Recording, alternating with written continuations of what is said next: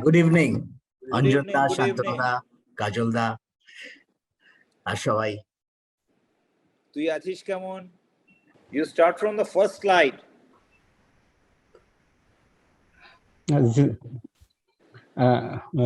Respected teachers, my colleagues, senior and friends, good evening to all of you.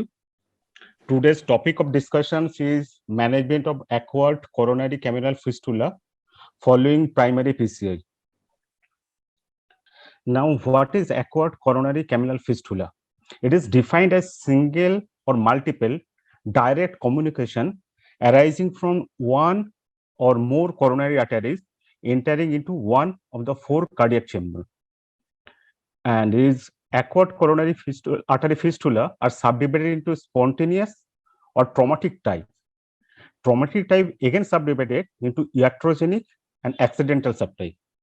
The iatrogenic fistula are secondary to non-surgical interventions like endomyocardial biopsy, permanent pacing, implantable cardioverter defibrillator leads, radiofrequency cardioablations during PCI, or it may be due to any surgical interventions like septal myectomy.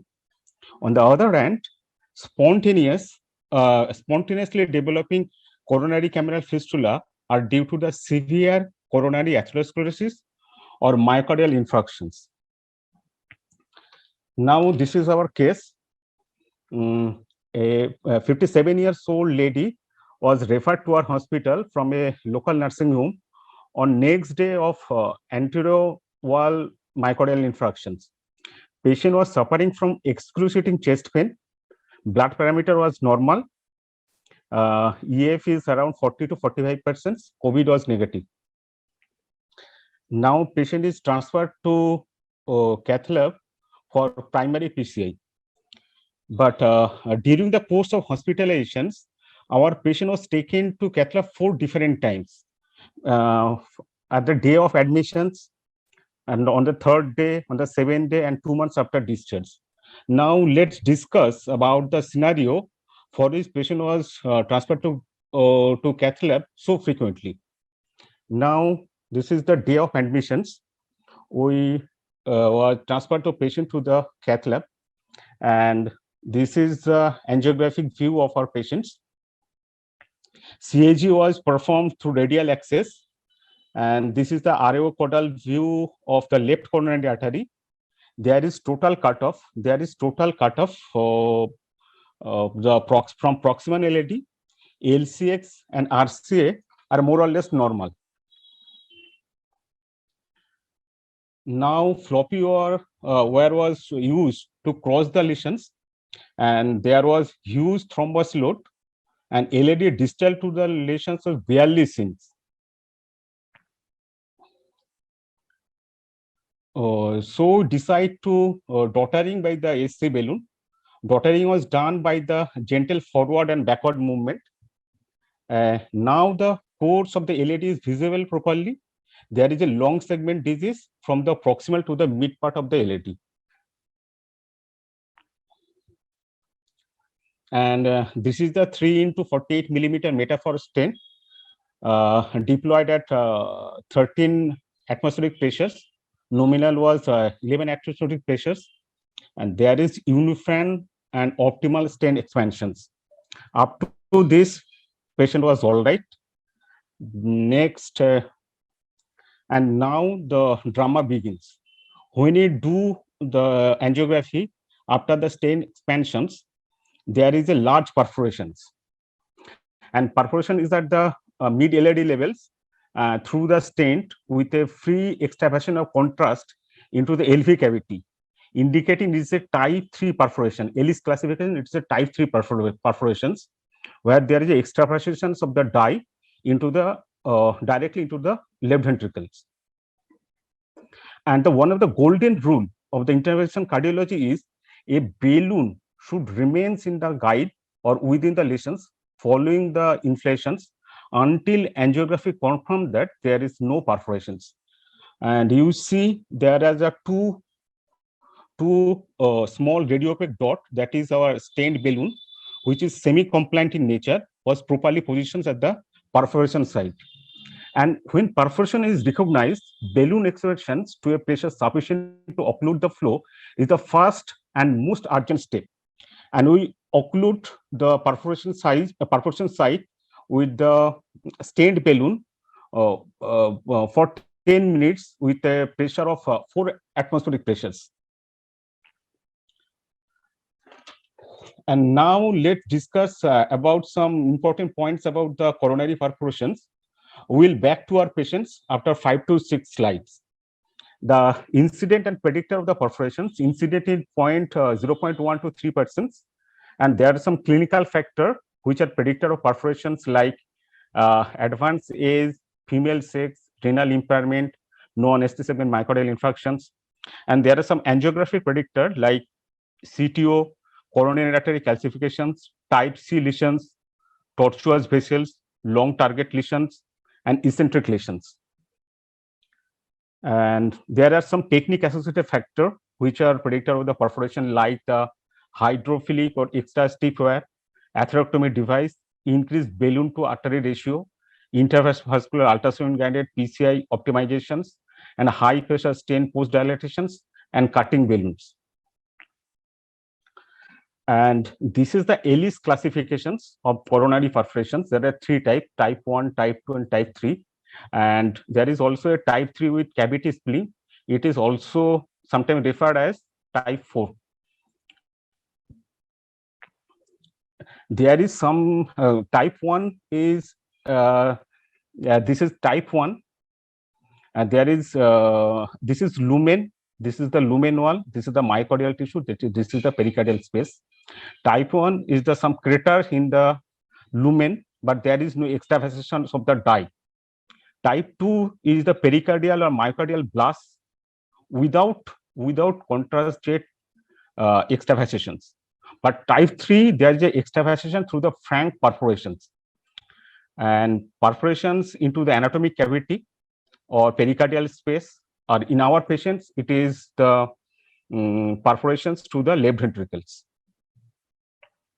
Now, the mechanism of perforation. There are 2 basic mechanisms of perforations. One is guide wire perforations. Second is the vessel ruptures. Vessel rupture is usually caused by balloon or stent mismatch. Occasionally, an appropriate site catheter will result in perforation due to the extensive dissections, lack of vessel wall integrity, or calcifications. Early balloon angioplasty studies found that when the balloon artery ratio becomes greater than 1.2:1, the risk of perforation is increased. Type 1 and type 2 coronary perforations are caused by the stiff or hydrophilic guide wires. Type 1 has a benign prognosis, whereas type 2 coronary perforations have the potential to progress to tamponade. Type 3 coronary perforations are caused by the balloon, stent, other intracoronary device, and commonly leads to the cardiac tamponade necessitating pericardial drainage. However, type 3 perforation can be managed with a covered stent. The management of the perforation. One perforation occur, first step is to remain calm and advance a balloon from the guide catheter across the perforation without losing guide wire positions. If perforations has resulted from the guide wire, balloon inflation proximal to the perforation is indicated. Grade 1 perforation can generally be treated with a reversal of the anticoagulant and or prolonged balloon inflations at or proximal to the perforated vessel segment. Grade 3 perforations are catastrophic in nature, most likely require urgent pericardiocentesis, deployment of the PTFE covered stent. PTFE means polytetrafluoroethylene stent. It often needs a referral to the CTVS department for emergency bypass surgery. Now back to our patients. In the meantime, we deployed the stent balloon to the perforation site at 4 atmospheric pressures for about 10 minutes. But the result was not encouraging. There was a still extravasation of the dye from the perforations. But though there is a perforation, but the patient is symptomatically improved. There is no chest pain is subside. And it is because of there is a restoration of the blood flow. That is, at least a TB2 blood flow is restored. And previously there is total cutoff. Now it is at least some blood flow, so the patient is symptomatically improved. But most unfortunate things is there is no covered stent available at cath lab at that time. So our plan was watchful waiting and supporting medical management. Usually grade 3 perforations are high risk, and there is an increased risk of mortality, morbidity. This is the grade 3 perforation. This is high risk, increased risk of mortality, morbidity. But our patient was relatively stable. Why? The explanation lies within this table. Grade 3 perforations are type A and type B. Type A, where there is a jet contrast directed towards the pericardium. So there is a high chance of acute cardiac tamponade. This is the dangerous. But on the other hand, grade 3B, the contrast jet is directed towards the myocardium. In our patients, it is directed towards the left ventricle cavity. And this is the more benign courses. This is the more benign courses, and possibly there is a fistula formations.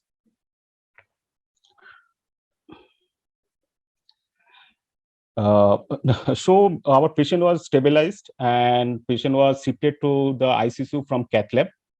And for the first 24 hours, patient was okay. And no chest pain, no shortness of breath, BP pulse, everything is stable. But second day onwards, patient complained of shortness of breath. There is low BP, low volume, rapid pulse, sweating, decrease in urine output, and clear symptom of symptom of failure, LVF. Patient was on inotropic support. So on third day, we decide to do a check CAG. We thought that the perforation size may be increased, which leads to this LVF.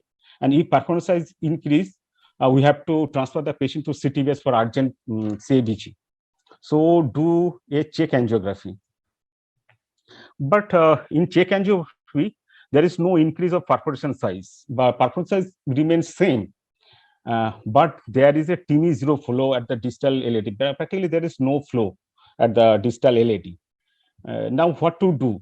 We decide to wait for the availability of the covered stents, and until that, continue medical management as usual.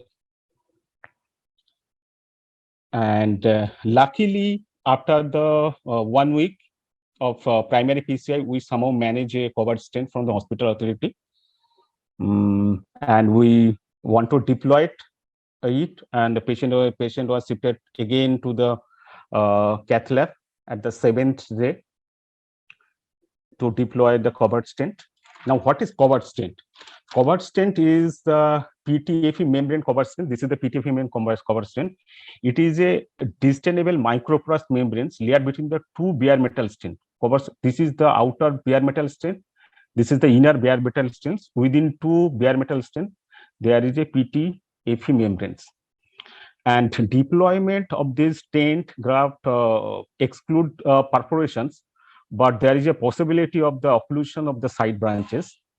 And IVAS should be used routinely to verify the adequate expansions of the covered stent, since the deploying these dual stent layer may require aggressive but judicious post-dilatations.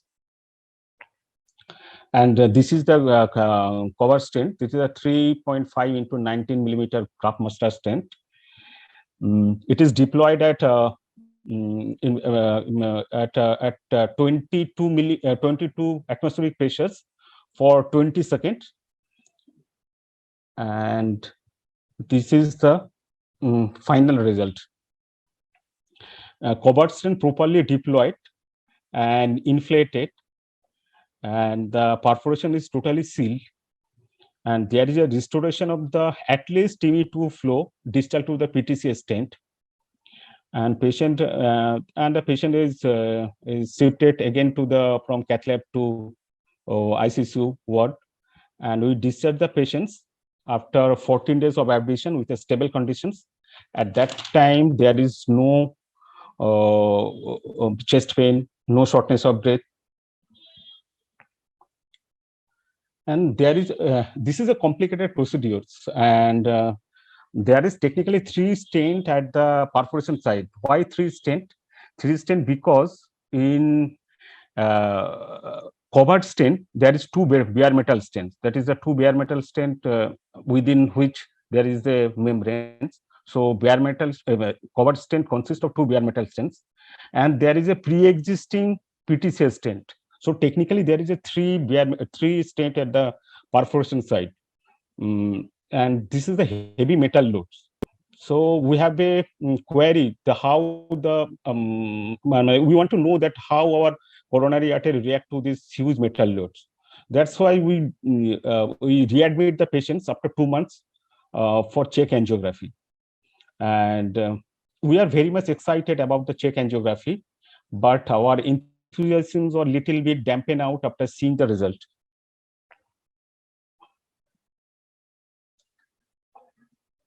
This is the check CAG after 2 months. And there is a thrombus collections at the covered stent site, and practically TIMI 0 flow. There is no flow distal to the LAD. And but one thing is very positive is there is no residual leak at the perforation site.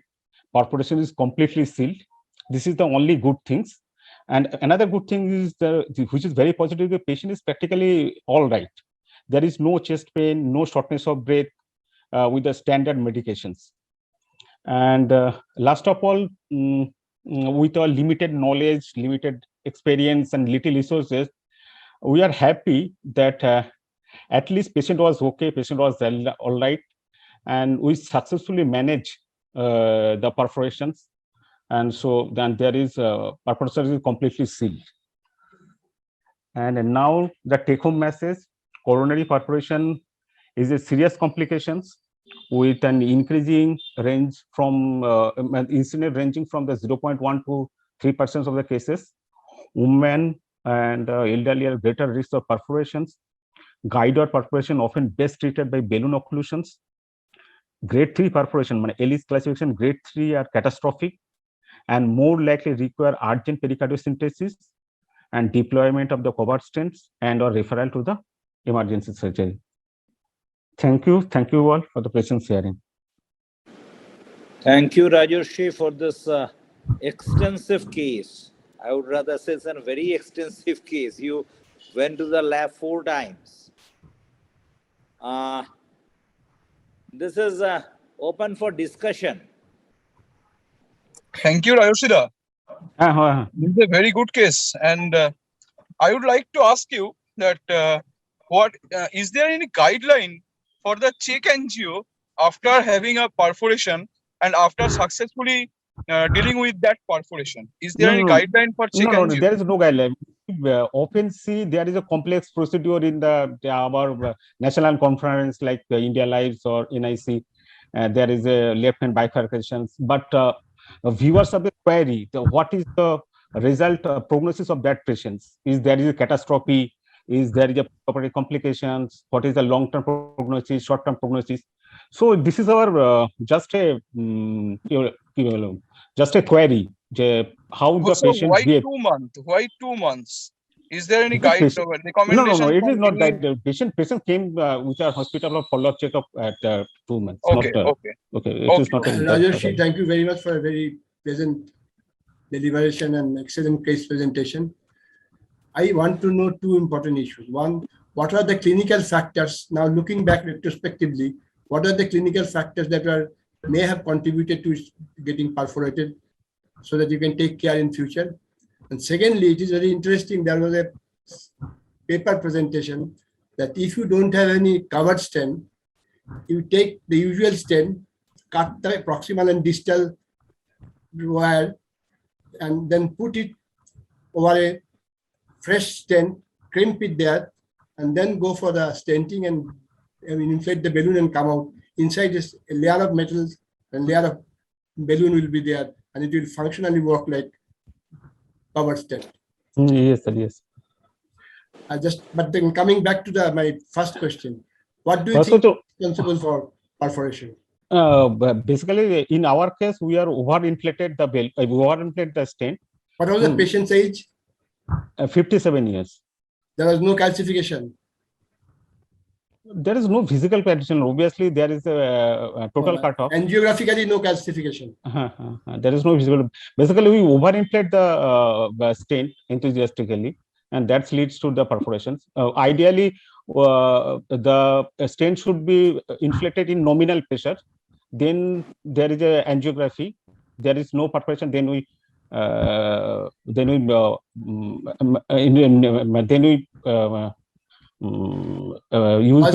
Was there any disparity in size? Was it too large for diameter for the? Because the second factor is the size of the stent. There is a oversized stent. Did the Rajarshri, there's a question. Okay, Shubhra, you please continue. Then I will. Okay. Now I was just asking, like, did the patient complain of any chest pain as soon as the perforation showed up? No, sir. Yeah. Because that is good, because if there had been chest pain, intense chest pain, then there would have been perforation in the pericardial space as well. And that echo was very essential to exclude it. But as we know that this coronary cameral fistulas, iatrogenic, they often do not cause much chest pain. At times, if large, can cause shortness of breath. Many times, if they're small, they really do not need any treatment. But later, the problem is like it can cause heart failure if it's too big. And so maybe in some cases, even if it's not symptomatic, we may have to calculate the shunt. And also, like in certain cases, we may have to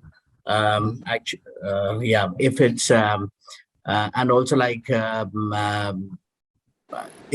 I was saying, if it's not too large, we may actually leave them. If the patient is not symptomatic, we may leave them. Sometimes later they may cause angina if there's a too big a shunt, and that because that causes a bit of steel phenomena. But so if it's just, but this was big, and I agree something needed to be done for this. Why should I call it cameral fistula? Because by definition, cameral fistula is a congenital connection between the coronary arteries and any one of the chambers. No, it may be congenital, it may be acquired, sir. Acquired or congenital? Acquired. This is acquired. Rajarshri, that may be acquired, but fact is that the cameral fistula is mostly congenital. Yeah. Involves the right atrium mostly, right coronary artery. And usually, if it is acquired, as it happened like this, I think the patient had an MI and did not have chest pain because of to what extent the muscle was viable, we don't know. And that is probably a very important issue clinically, that you did not get disturbed with the patient chest pain. No, but in cameral, if it's flowing into the free cavity, you may not get much chest pain. So that is the thing. I mean, but still, echo must be done in all cases to exclude there is no pericardial. Why should I not get chest pain? Because if it is a myocardium, is viable myocardium. No. Actually, what happens is in this type of fistula, sometimes there is a steal from the coronary artery to the camera. So that is why the flow in the distal part of the artery beyond the fistula is decreased, and that is the cause of chest pain post formation of the iatrogenic fistulas. If there is any perforation, there is hardly any distal circulation. No, it all depends. If the artery is totally exsanguinated, the patient will be complaining of chest pain. But even if the patency is maintained, it's written in the books that because of the skin, patient should causes skin from the coronary artery. Patient would complain of chest pain from two factors. One, the disturbed distal circulation, and two, the very fact of the tearing of the in the coronary arteries because of the oversizing and because of the inflation. That inflation, that perforation itself could cause with a pain. Yeah, but that pain is not that severe, because I have encountered two such patients whom I have done. One I have just actually done a occlusion with this thing. But what I'm trying to say is the pain is certainly less than the pain that someone would say if the pericardium is involved. So there may be a little bit of pain and no pain. Later, pain may develop because of steel phenomena. But that's one of the things. If you find a perforation and the patient doesn't complain of much symptoms, there is a possibility that is actually draining into the cavity rather than in pericardial space. Yeah, in the pericardium, there would have been hypotension, and that would have contributed to disturb hemodynamics.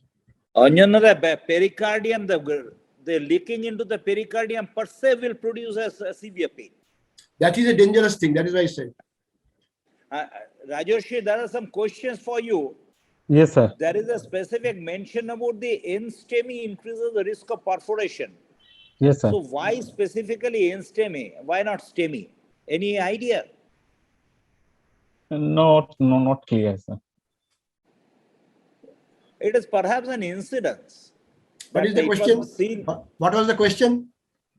Why perforation is seen more often in NSTEMI rather than STEMI? So I think this is an incidence perhaps. It was found more often in NSTEMI. That is, I don't know any specific reason for that. And Rajarshri, a few issues.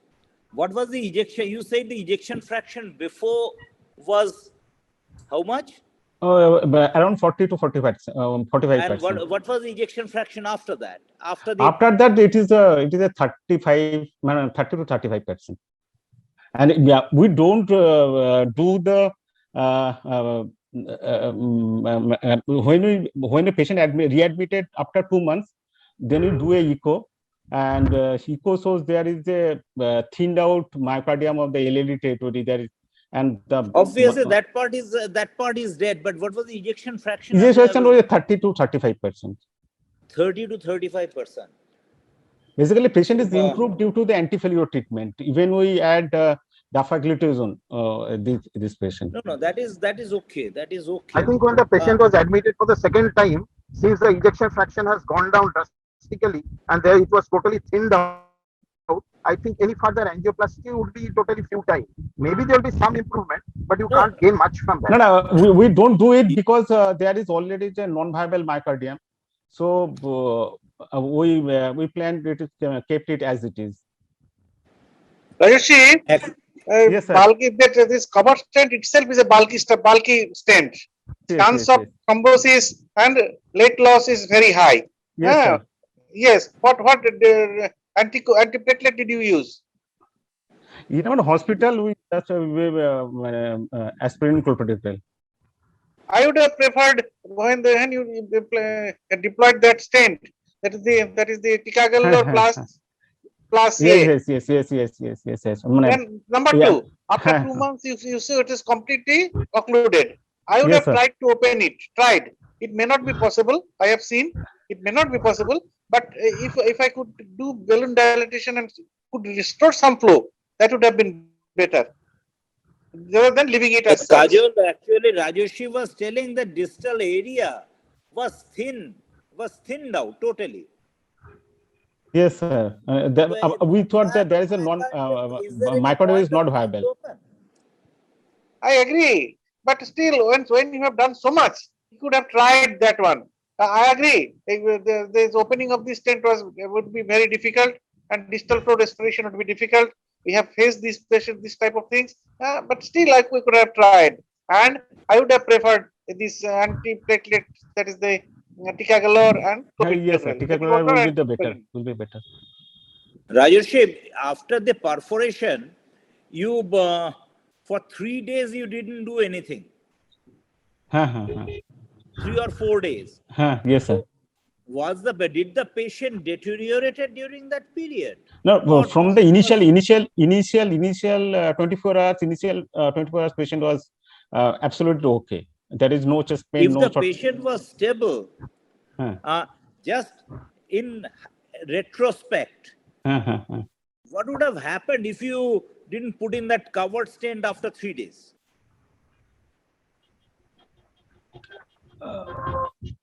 I think there was at least a TB2 flow distally. Hopefully. And by putting in, as the Kajol has very rightly pointed out, a lot of metal burden, a bulky stuff, this is much more thrombogenic and it is going to occlude. Yes, sir. And it is better to do. Leak, was it sufficient to produce heart failure? Patient is in failure. Because there is a ejection fraction is decreased from 40 to 40%. Just because of the low ejection fraction rather than the shunting because of the cameral fistula. Yes, sir. This is a low ejection fraction. Shubhra, you are here. If you see when the patient was taken up for angiography and subsequent procedure, the patient was complaining of chest pain at that point. No, sir, not at all. There is only shortness of breath. There It is no was chest. STEMI. Yes, sir. NSTEMI. No, this is a anterior myocardial infection. STEMI. STEMI. Actually, you have rescued the patient very well. Full credit goes to you. But at the same time, one should remember that the patient had all these procedure done when the myocardium is already non-viable. Yes, sir. Yes, sir. I agree. Any other question? Sir, I have some just comments to make. Congratulations, Sure. Rajarshri, you have done a wonderful job, and nice to see you after a long time, or all the virtual. Okay. Hello. Yes, I want to make one or two comments. Whatever discussed, I think it's going to have we have got a good information, good piece of information from you. And just two things. One is you chose 48 stent for this patient. Do you routinely use long stents for this situation? In our cath lab, usually we use a long stent. But I think if you use the short stent, maybe perforation may not happen. Yeah. Not only perforation, the outcome is better. Yes, outcome is always better with the shorter stents. Yes, sir. Longer stent use more chance of it getting closed. Especially in case of STEMI situations, it is always valid to use the shortest possible stent. Especially, I think in cases of STEMI, wherever possible, we should choose the smallest possible size to reduce all kinds of complications. And the second thing is regarding post-dilatation. Do you routinely do post-dilatation for STEMI patients? No. We routinely do post-dilations after 4 to 5 days. No, post-dilatation at the time of PCI. No. It's in case of primary PCI. Yeah. We don't do it. So in case of primary PCI. Here you did it. I just wanted to know, because the more you handle the thrombus, the chance of and other complications is likely to occur. If in most of the time in STEMI, I think as per the guidelines also says that chance you handle minimal at the site of culprit lesion. Post-dilation should be done after 4 to 5 days. That is to prevent distal embolization, not for perforation. Not necessary. No. 4 to 5 days post-dilatation, I didn't get you. No. Your post-dilatation, you mentioned it at the first sitting. Yeah. That time post-dilatation is not done more because of preventing distal embolization. Yes. Whether that has anything to do with perforation, we don't know. There are a couple of questions. We wanted to salvage the LAD territory myocardium. Unfortunately, there was a perforation and we had to put a covered stent, which was done at day 7. Could anything else be done earlier for salvaging the myocardium? Rajarshri. They didn't have a stent. They didn't have a covered stent, so they didn't have any option. That is one. So this becomes little theoretical in that perspective. And after 7 days, as it appears, the myocardium was already dead. Another question is, sir, what would be the role of viability scan in this case? Viability scan, there is after this procedure, they went in for a primary PCI. That is a very standard of care. After that, they landed in a problem. They couldn't put in a covered stent because of the non-availability of the covered stent then. After 3 days, they had a covered stent and they put it in. Now, afterwards, perhaps the myocardium was dead. They rechecked it after some time and found the myocardium to be absolutely thin and akinetic. Am I correct? Yes, sir. In this scenario, well, theoretically one can do, but there is no practical issue of going for a viability scan or anything. Antonu, the only good thing about the case is that the perforated blood leaked into the LV cavity. Into cavity, yeah. Not pericardium. So you can, there are 3 days, 5 days, 7 days, they become the same. Yeah, but otherwise, patient would have gone that very day. I have a issue. If they wouldn't have done anything, do you feel this this leak is sufficient to produce heart failure? Suppose in this case, the patients had a low ejection fraction, so which contributed, how much is very difficult to say, but perhaps not doing anything would have done a little better for that patient, because he had at least a TME2 flow distally when the perforation occurred. Anyway, it's a good case. Rajarshri, thank you very much for showing this excellent case. Okay, thank you, sir. Thank you to all. Thank you very much. Both of your cases you presented was excellent. The other one, you coiled it with a guide wire. That was again a cut portion of it, that the flexible radiopaque portion of the guide wire. That was also a very nice case. Next subject is a talk by Dr. Rathin Karmakar. Rathin, you are ready? Yes, sir. Please start sharing your screen. Is it visible? Yeah, it's visible. Go to the full screen. Thank you, sir. Good evening, everybody. While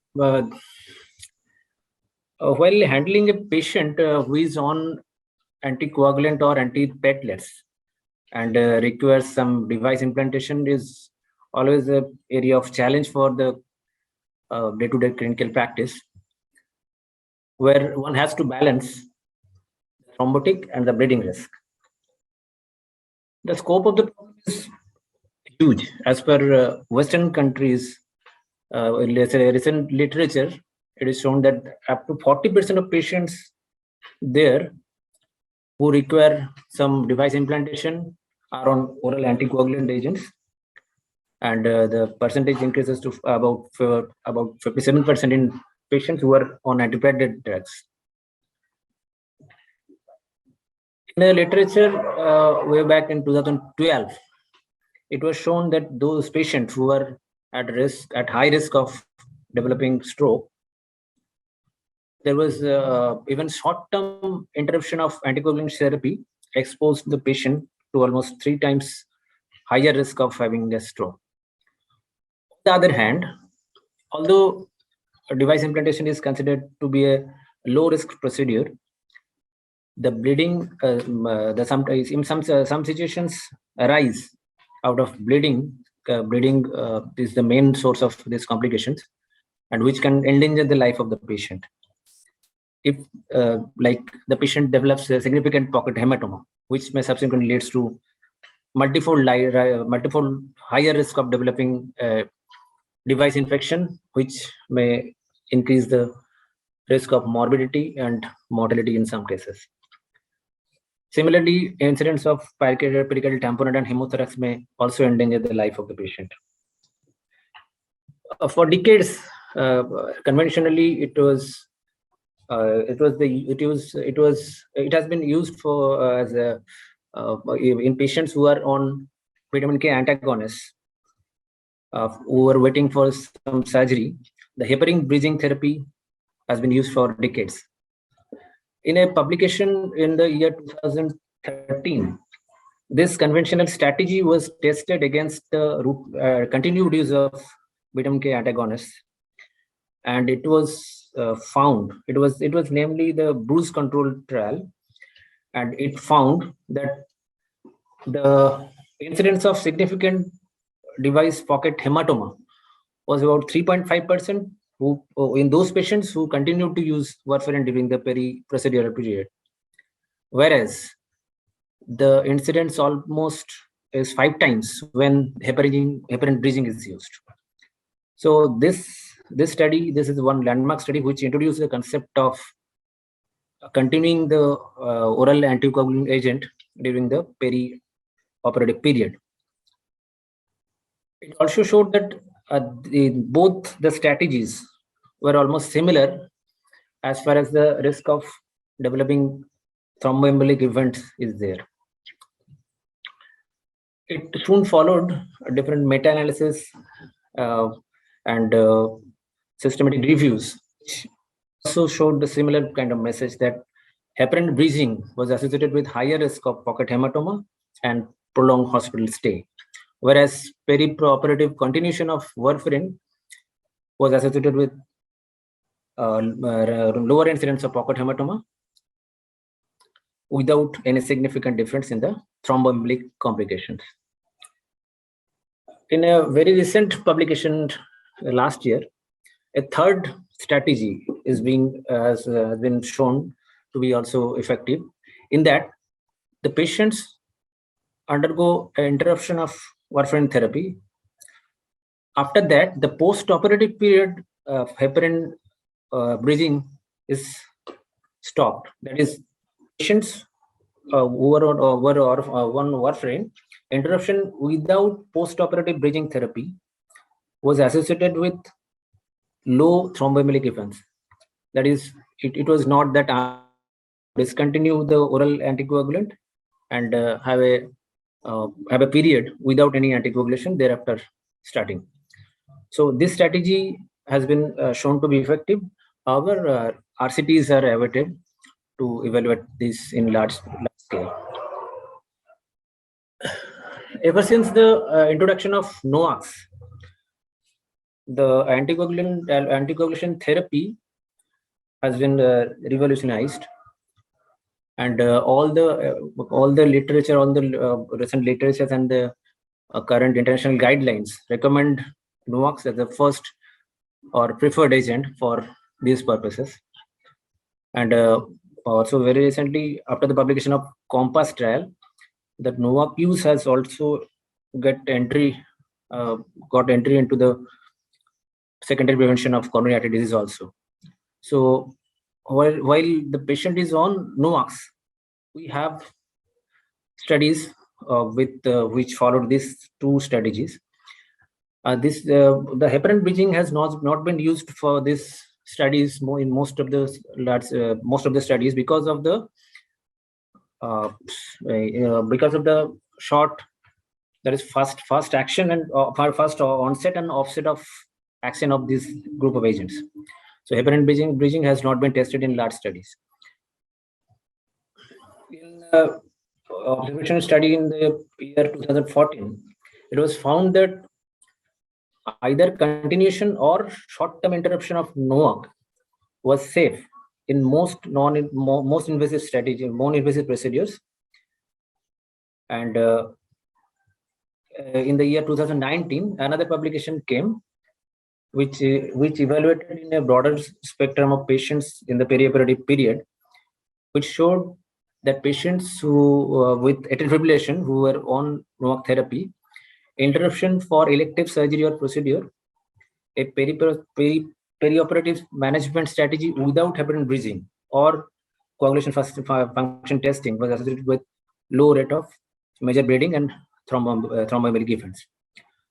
So these were the interruption strategies. Studies are underway, which is evaluating the use of the estimation of serum levels of these agents, which can help in managing these agents during this peri-procedural periods. During the continuation strategy, one observational strategy came in the year 2013, that incidence of bleeding complications was similar when dabigatran was tested against warfarin, uninterrupted use of warfarin.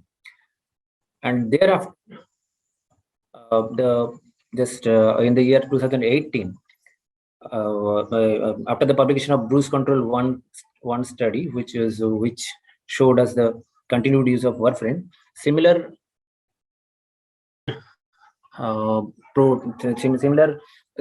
kind of study was planned for this NOAC agents, and it was shown that the incidence of significant pocket hematoma were almost similar in two groups.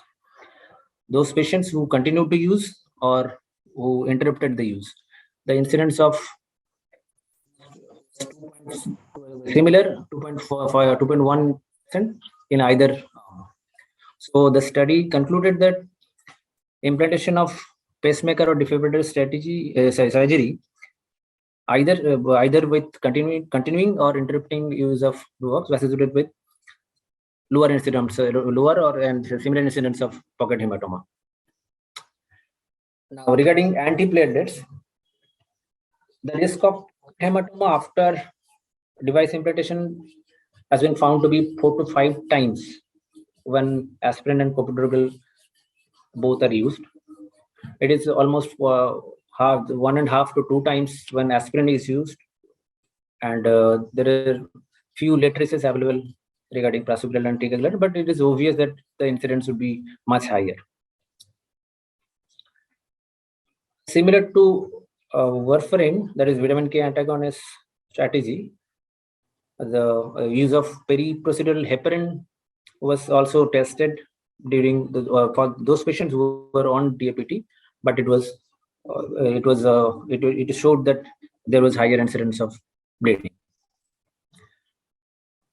Combining antiplatelet with anticoagulant, it has been found that concomitant antiplatelet therapy doubled the risk of clinically significant hematoma, and the risk of hematoma was similar for those who were on warfarin and those who were on NOACs. In addition to handling the offending drug, there are other strategies to prevent hematoma for this high-risk group of patients has been tested using vacuum drainage systems, hemostatic sponge, and compression devices. And it has been shown that use of hemostatic sponge and compression device has some promise in reducing the incidence of hematoma. This is the latest ESC guideline, which summarizes the present strategy, what to do in such patients, and I have make it in a summary slides. Patient is on K antagonist, then one just has to ensure that the patient is in therapeutic INR. Just continue vitamin K antagonist as it is, and there is no need for heparin breathing. Patient is on NOAC, the operator has the freedom to choose either strategy of continuing whatever he is having, or he can interrupt. There is no difference in the outcome. For on an average, most of the NOACs require to be stopped before 1 or 2 days, and it can be safely started after 24 hours. For those patients who are on antiplatelets, first one has to assess the thrombotic risk.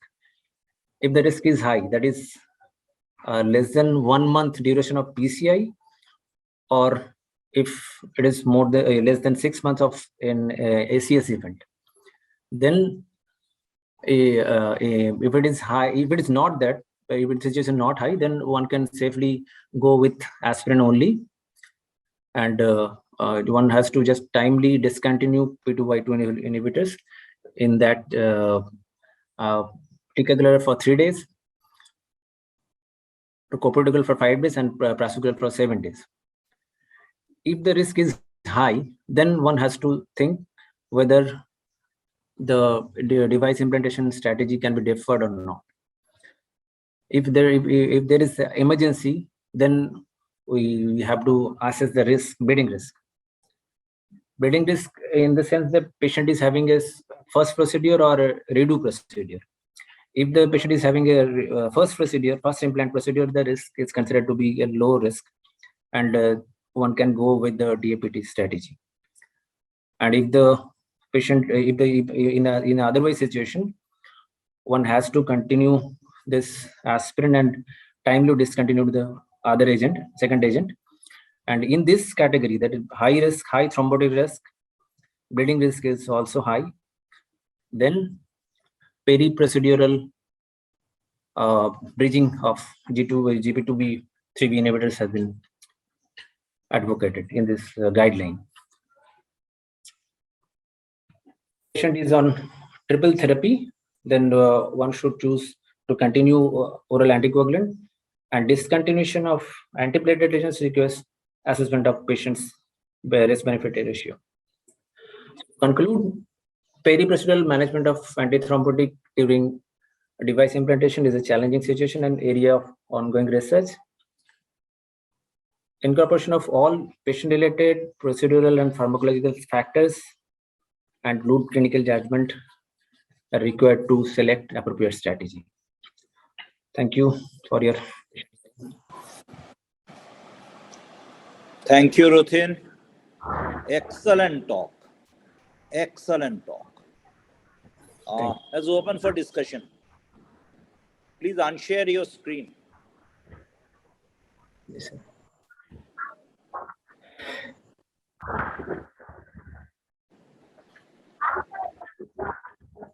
Shoulder. I think it was a very enlightening lecture what he has given.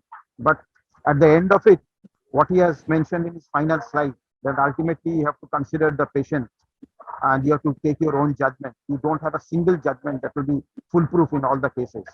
Yes, sir. And I think it's a very good guideline that they have provided, because this is a problem that we frequently encounter in our day-to-day practice. And sometimes when you don't have the guidelines in your hand right away, so sometimes you fumble and take the simple decision, withdraw it for 2 days, do the surgery and start it after 1 day. So that is the safest way to play. But you don't have to stop it in each and every case. Yes, sir. You are putting in a pacemaker. Gaurav, you are putting in a pacemaker. Say the patient is having an atrial fibrillation and is on, in the earlier days, the patient was on a VK. Most often we use acetron or warfarin, whatever it is. Will you do a pacing without stopping these drugs? Actually, we are very much scared about the pocket hematoma in patients who are on oral anticoagulants. For aspirin, it's okay. For the clopidogrel and oral anticoagulants, so it's a real headache. We are afraid. To be very honest, we are afraid. In fact, I never dared to do a permanent pacing on a patient on oral anticoagulants. Yes, without stopping. Never did it. Never did it. That is that's the whole issue. Anyanda, your opinion? These are the questions and problems which are very much individualized. It is very difficult to tell in that this should be done and this should not be done. Let's say, for example, I have implanted pacemaker while the patient is on aspirin or while the patient is even on clopidogrel. Even the patients are on both aspirin and clopidogrel. Because in that procedure's case, I will dissect the veins instead to go for PLI. Because when I'm dissecting the vein and getting the implantation done, then the whole issue is in front of me. I can tackle it more effectively. But when I'm doing a PLI, I don't know, by mistake I may. Anyanda, you're absolutely correct. You're absolutely correct. But what happens is when you open up, there is a diffuse bloody haze. As I said, it is individualized. Decision is so much individualized. This becomes sometimes difficult, and often there is a late hematoma. That is the only issue. And in our scenario, once there is a hematoma, it becomes a problem. But ESC is mentioning you need not stop if it is in the INA, if it is within a therapeutic range. This is new. I didn't go through this particular guideline, but this is really new to us. And honestly speaking, the warfarin group of drugs, when you use either the patient has a mechanical valve, or the patient has a valvular disease, mitral stenosis, atrial fibrillation, or the patient has a repeated history of DVT. Otherwise, for warfarin, necessity becomes very limited. And if you leave aside that, and if you continue with the NOACs, I find NOACs more friendly because 24 hours stopping is good enough. Yeah, for NOACs, it is not a big issue, but for a patient having a mitral valve replaced, now needs a pacemaker. These are the scenarios which becomes really troublesome. You neither you can stop it without giving some, that is a conventional thing what we used to do. We used to bridge it. But now Rathin is telling, as per this guideline, this increases the risk of pocket hematoma many times. Yes, sir. Post-op period is more dangerous. Post-op period heparin either anticoagulant or antiplatelet. Most of these studies has shown that post-op period is most vulnerable for heparin. So heparin is out almost. No, this actually I am asking you that this particular scenario, patient is having a MVR or a DVR, now needs a pacing. What will be your protocol? You must have gone through this these things Sir. very meticulously, so Yes, you sir. are very well poised to answer that.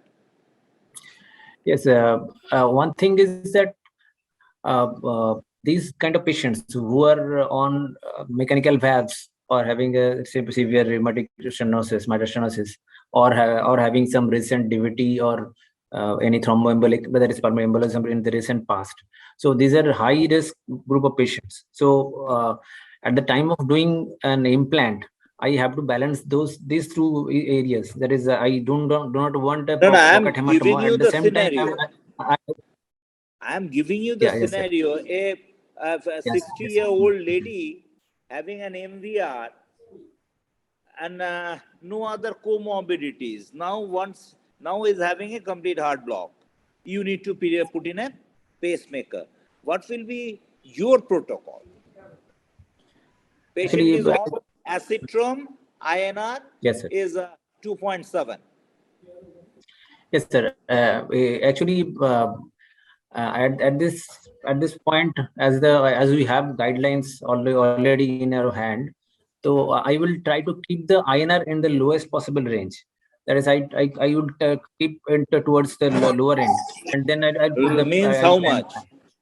If it is not in the mitral position, then two I'm is saying okay. this is a MBR. MBR Lowest is 2.5. Yes, sir. Yes, sir. So 2.5. For I'm putting MBR, it MBR is 2.7. 2.5. I will keep it around 2.5. Yes. So 2.5 is will be my target. That's a lower So acceptable. patient is already there.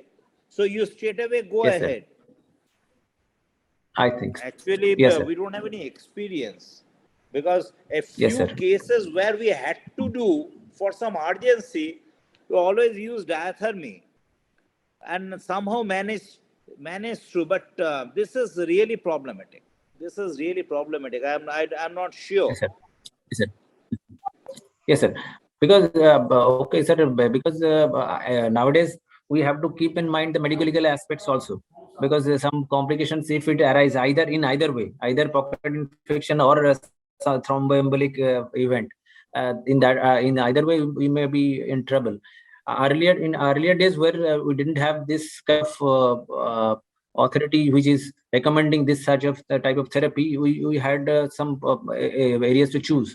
Okay, we stop and but individualization is always there. We will always individualize You the need to patient individualize, but always this risk becomes high.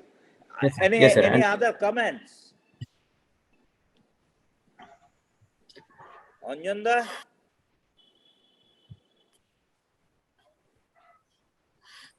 Shoudo, any comment?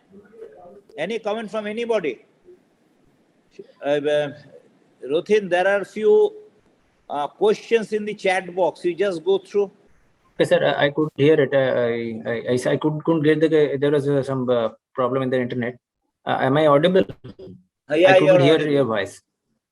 Sir, You I are couldn't get audible. the question. There are few questions in the chat box. Okay. Okay, sir. You just see and if you can respond. Okay, sir. Okay, there Sujit has commented regarding the use of electrocautery. That's what we said already. That this Yes, should be done. That diathermy should be used and all. That reduces the bleeding. Sujit Sir, I had one question. I had just got a query regarding whether anybody has any experience of using that kind of sponge or compression device, which has shown some problem. You might be able to do. We cannot. Shuchit, have you used it? Which one? Sponge? No. Never. I've never seen it. Rather, the liver side using. No. I think another question is that to Rathin, for AF, do you think the interruption of anticoagulation increases the chance of clot formation? And how long interruption is important for clot formation? Okay, I think you are asking how minimum time duration required for whether we can interrupt for few days. Yes, as per I remember, it is around 24 hours. 24 hours is the time period where we can withhold this atrial fibrillation to make a thrombus. I don't know actually. I just look, Rohit, the guidelines suggest for a new onset atrial fibrillation, you need not give anticoagulation for the first 48 hours. Okay. Okay, you need not, but you can revert it. So it is likely to be more than that. Yes. Second issue is, in earlier guidelines, when we were students, they used to say that you can withhold it for up to 10 days. Nobody will venture it now, but it was specifically mentioned that up to 10 days withholding anticoagulants usually do not cause much of a problem in patients with atrial fibrillation, not valvular AF. Mitral stenosis AF or other valve involvement AF was not mentioned, but as such, earlier it was 10 days, but nowadays I think nobody will venture it that long. But 48 hours it is there in the guidelines, so one can safely hold it. Yes. You are not giving any anticoagulation during the first 48 hours. You're legally not bound. Yeah. I also think like that, sir. That's why I just asked this question. So that is important. I think 48 hours, maybe I was thinking up to 72 hours. It should be fine. Okay. At least 48 hours, I'm telling. At least 48 hours. Yes, sir. So, any other comments or questions? I think that just another point to make regarding this thing. But this may be this is maybe the reason why almost all the studies what I found in all literature, the strategies which compared these different kind of strategies, nowhere the risk of thromboembolic event has been shown to be increased. So that is one thing. That is stopping a drug for 2-3 days is not going to make any difference in the event in the incidence of thromboembolic features.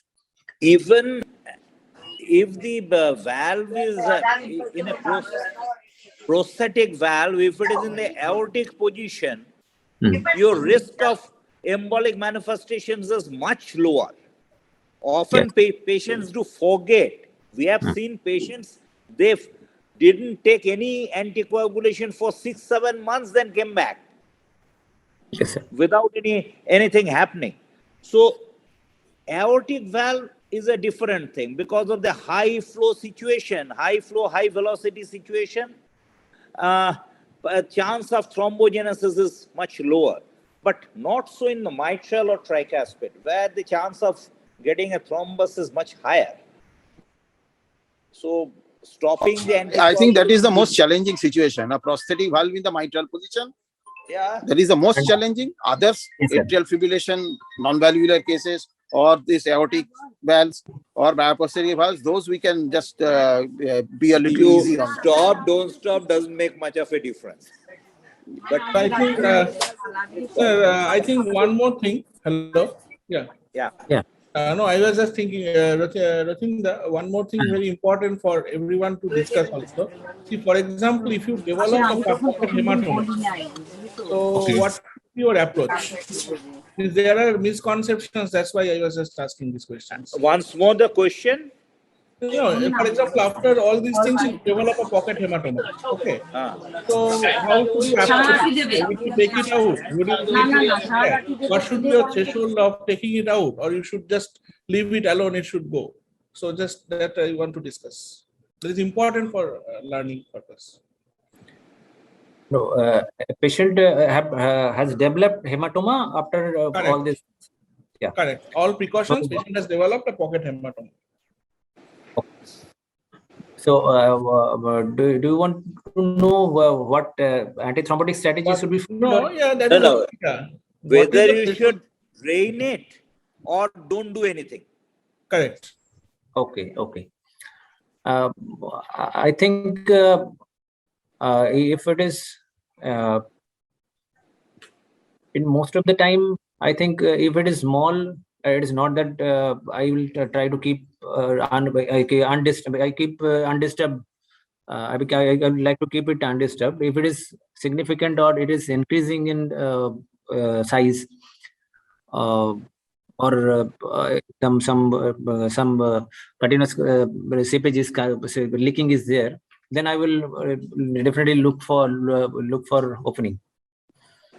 Yeah, so basically that is also very important. So unless it is causing significant discomfort or very tight, should not touch it. Number one, how should you touch it? There are people who often aspirate it, and there are people who open it. So it should never be aspirated. It should never be touched. That is very important. Usually what happens in pocket hematoma, the fate is that after 5 or 7 days, a black fluid will come out of the pocket because that is the altered blood. And after that, everything will settle. So we have to tell the patient that something black will come out. Don't be panicked. It will is the blood which has collected. It will come out. That's all. So you should never open it up unless absolutely necessary, because a lot of infections occur in this way. If you open it, the chance of infection goes up manifold. Yes. So that's I think that's what the juniors who are there. And you should never aspirate it. Yeah, never should aspirate. You are directly introducing the infection. Yes, sir. Definitely. Sir, can I ask one question, sir? Sure. Sir, if the patient has developed pocket site hematoma, but he is at high thrombotic risk, say chronic atrial fibrillation, and was on antithrombotics or anticoagulants, so what to do? How to go about it? Like if the hematoma is stabilized, it's not progressing, so or like how should be our follow-up of the patient? Like if the patient is developed the hematoma and he was on anticoagulants for long for some chronic issues and he's at a high thrombotic risk, intermediate to high thrombotic risk. So what you want to know in this particular scenario, what you are going to do about this pocket hematoma or about the anticoagulation strategy? Sir, the anticoagulation strategy in this patient, sir. The patient's own anticoagulation strategy should continue. Yes, sir. Whatever has happened inside. And regarding the pocket hematoma, already we have discussed it. Unless it is mandatory, it becomes really troublesome. Don't touch it.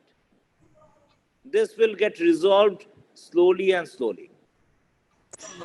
But only the surgeons are a little bit divided in this view, because we have in the past referred these cases to surgeons. Some of them ask if it's a big hematoma, you drain it.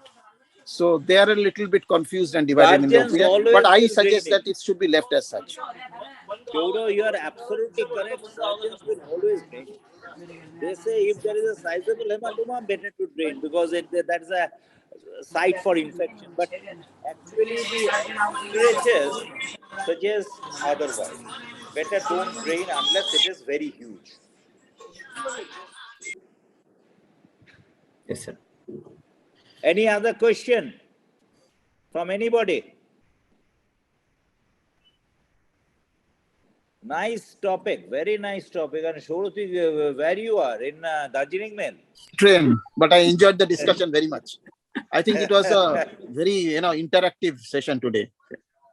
No, excellent cases, excellent case and excellent topic. This particular topic, I learned many things, to be very honest. I didn't know about it. Sir, one more question. There was a mention about the GP2B3A inhibitor require use in patient with intermediate to high risk of thrombosis and bleeding also. So, any specific time, like with respect to the timings when we have to give it as a bridging, along with antiplatelet Okay. like ecosprin? In the yes, sir, yes, sir, yes, sir.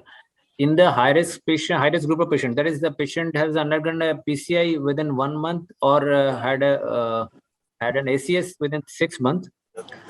So in this category, that is high risk of thrombosis there. In this category, if the patient is requiring the device implantation, one has to stop the P2Y2 inhibitor at appropriate time. That is 3 days for ticagrelor, 5 days for clopidogrel, and 7 days for prasugrel. In this period, that is how what drug is was used and how much time is we are getting in this period.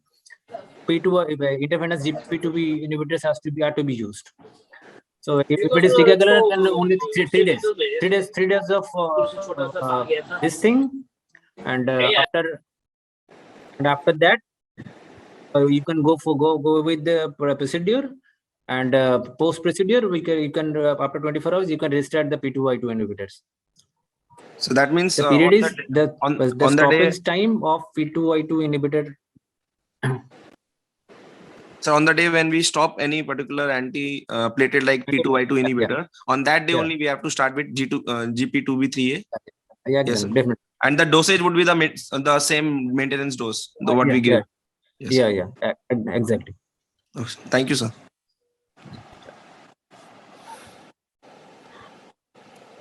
Can't you do a pacing with aspirin clopidogrel? If you can do it with an anticoagulant like potent anticoagulants like VK, can't you do it with aspirin clopidogrel? Yes, sir. Sometimes we had to do it. Many times but we fortunately, do it even unknowingly. Yes, sir.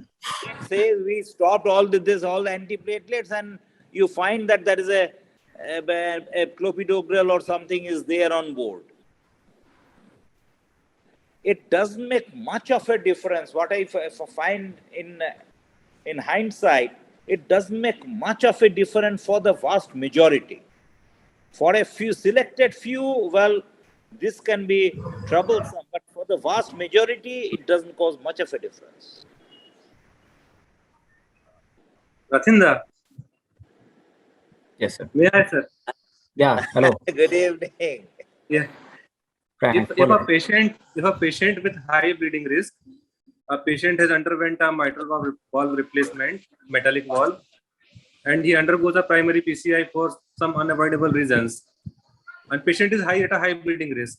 So what is the what is your opinion about the addition of antiplatelet? Which antiplatelet would you like to add over and above anticoagulants, or will you like to continue on the anticoagulants as such?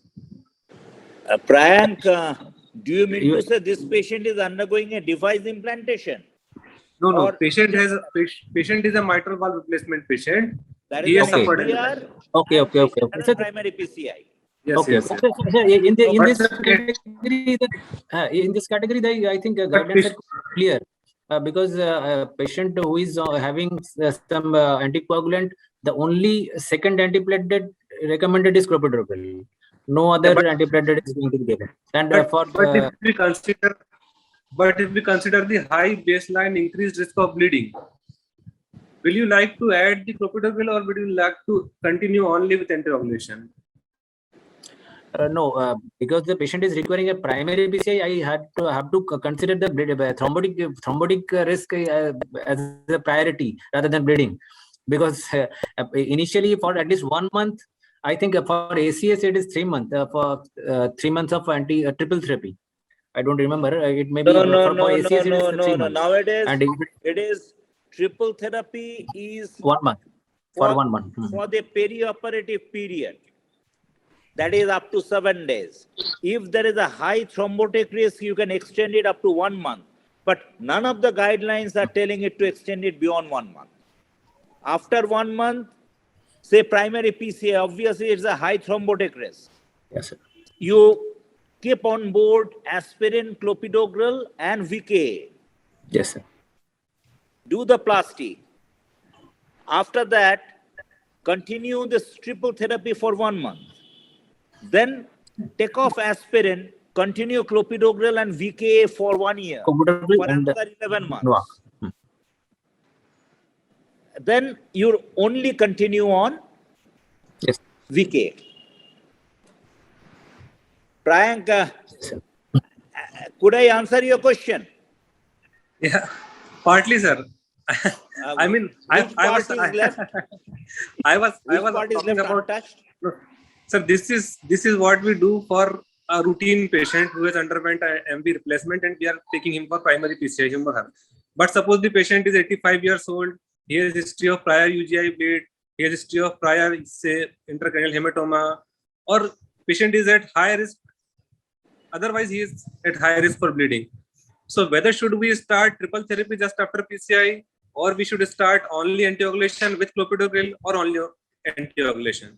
Look, Priyank, one thing you need to remember, all these guidelines are to guide. Yes, They sir. are not sermons or they are not the Bibles. You Yes, sir. need to individualize. Each patient is a separate entity. You need to individualize in each case. If you feel the Yes, sir. bleeding risk is too high, in that case, go ahead that way. Here, one thing is certain, anticoagulants are not going to prevent stent thrombosis. And again, be sure, dual antiplatelets are not going to prevent any thrombus generation on a mechanical valve. So you need to make a balance. How long you continue? Many people, if it is that way, some people continue triple therapy for 3 to 7 days. That is, most of the people do. After that, though the literature says that we should continue a VKA and clopidogrel, some people stop clopidogrel and continue aspirin and VKA. I have seen patients like that, but that is not there in any standard guideline. If the bleeding risk is high, you stop the second drug after 6 months, not even 1 year. Yes, sir. After a plasty, you continue dual therapy. That means a VKA and clopidogrel for 6 months. Stop it after that. If you feel clopidogrel is also going to be very risky, continue aspirin and a VKA. So these you need to modify yourself. There cannot be any straightforward thing for that. What is straightforward is the guideline. Okay, Guidelines, whatever the guideline says, I told you. But you need to individualize each patient. Another query in my mind is in your opinion, in expert opinion, whether there is some increased tendency of bleeding in Indian patients as compared to Western population. I mean, in my clinical practice, I have observed that when we give ticagrelor, many elderly patients come with bleeding complications. Whereas in literature, we do not find that bleeding complications are that much increased with ticagrelor. But in clinical practice, I find it. So in your opinion, the same is my experience. Same is my experience. I don't use ticagrelor left and right. I'm reserved on it. If the patient really needs a very potent antiplatelet drug, then only I go for it. Otherwise, I don't use. I use clopidogrel and aspirin. Many patients we plasty upon in Indian setting, they weigh less than 50 kgs, sometimes 40 or 35 kgs.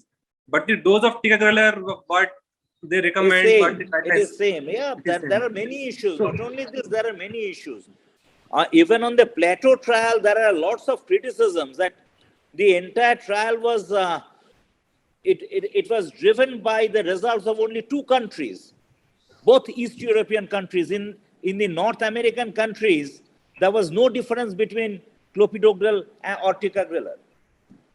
So there are several issues, but one thing is certain, ticagrelor is a very potent antiplatelet agent. So if you need a potent antiplatelet agent, when there is a heightened thrombotic risk, a patient who had already a stent thrombosis on clopidogrel, you don't have any option other than going for ticagrelor or prasugrel. So use it with caution, with a lot of discretion. Don't use it left and right. That is my advice. Thank you, sir. Welcome. Sir, we should usually we should try to avoid ticagrelor more than 75 years of age. Is there like I have once read an article. There with the prasugrel, but I don't use ticagrelor left and right. I told you because I found I had a number of patients with intracranial bleeding. So I am little worried. That's my personal experience. I should not tell that this is the thing, but I am little skeptical. Yes, sir. Yes. So Sujit, yes, sir. So Sujit has put in one question: the cameral, whether cameral can be used for. Yeah, that's a good suggestion. Very good suggestion. Yes, sir. In place of GP2B. Yeah, GP2B3, a cameral will be a better choice. Yes, sir. Nowadays, because its offset is very fast. Yes, sir. This is nowadays it is available in the country. But it is available. It is available. Yeah. It is available. Very good suggestion, and that is a better choice than 2B3A. Yes, sir. Definitely. Any other questions, comments, anything? Otherwise, it's a wonderful session. Both the speakers has done extremely well. Dr. Sir is telling something. I think he is muted. Who? Actually, I had some guest in my house, so I had to leave the place and go there. Anyway, we had a wonderful discussion, Anjanda. I'm really happy that at least the level of the discussion is really high, and the questions asked was excellent. And thank you.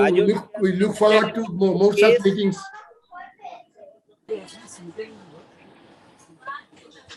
Toro is laughing from his apartment anyway. Toro was in his car, I suppose, initially. All the speakers, young, made very good presentations. Yeah. I think this is also a platform for them to develop. Okay. Yeah, actually, that's what it is. That's what is the purpose. That is the main purpose. That is the main purpose. Sir, develop and let them improve. Yes, sir.